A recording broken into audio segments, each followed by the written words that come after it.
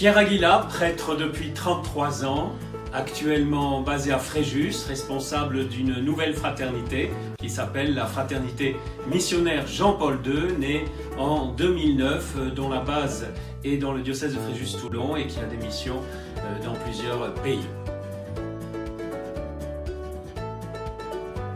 La Fraternité Missionnaire Jean-Paul II est née pour d'une part porter la bonne nouvelle du salut, le feu de l'amour de Dieu à tous ceux qui sont au loin, qui ne viennent pas dans les églises, et en même temps pour coacher, pour entraîner les fidèles à être disciples missionnaires dans la vie quotidienne, pour les former, pour réveiller cet élan missionnaire, ou plutôt participer à cette nouvelle ère missionnaire dont parlait Saint Jean-Paul II. C'était à l'âge de 16 ans, au cours d'une assemblée de prière, comme une étincelle du Saint-Esprit qui a mis le feu à ce qui était déjà préparé, semé aussi par mes parents qui m'ont transmis l'amour de Jésus. Et j'ai vraiment vécu cette rencontre personnelle avec Jésus qu'on appelle effusion du Saint-Esprit ou baptême dans le Saint-Esprit, qui a complètement changé ma vie. Et à partir de là, je ne vais pas vous raconter ma vie, ça serait trop long, mais tout a changé et ça continue.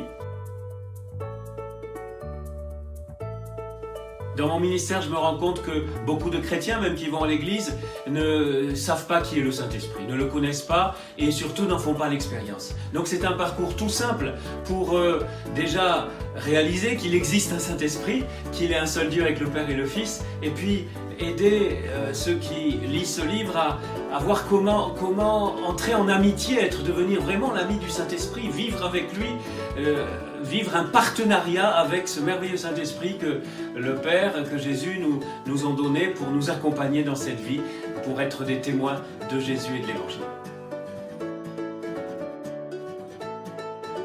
Eh bien, c'est tout simplement Jésus.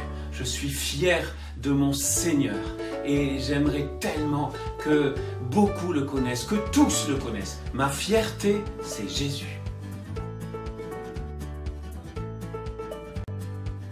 J'oublierai jamais ce jour où dans le métro de Tokyo, j'avais perdu ma sacoche avec tout ce qu'il nous fallait. Nous étions en mission avec une journaliste pour une revue chrétienne et on était complètement perdus. Et dans l'escalier, quand j'ai dit « Oh, ma sacoche !» Eh bien voilà que la Providence, que le Seigneur a mis à côté une japonaise qui comprenait le français, qui nous a conduits vers le chef de la station. On a retrouvé la sacoche avec tout dedans. Mais c'est pas ça le miracle, parce qu'à l'époque, ils n'étaient pas trop étonnés. Il y avait très peu de vols au Japon. Mais le miracle, c'est que le Seigneur ait mis à ce moment-là cette personne qui en plus était abonnée à la revue pour laquelle on allait en mission au Japon. Incroyable, vraiment le Seigneur est à nos côtés tous les jours. J'avoue que j'hésite entre Jean-Paul II et Mère Teresa. Ils étaient copains et très proches.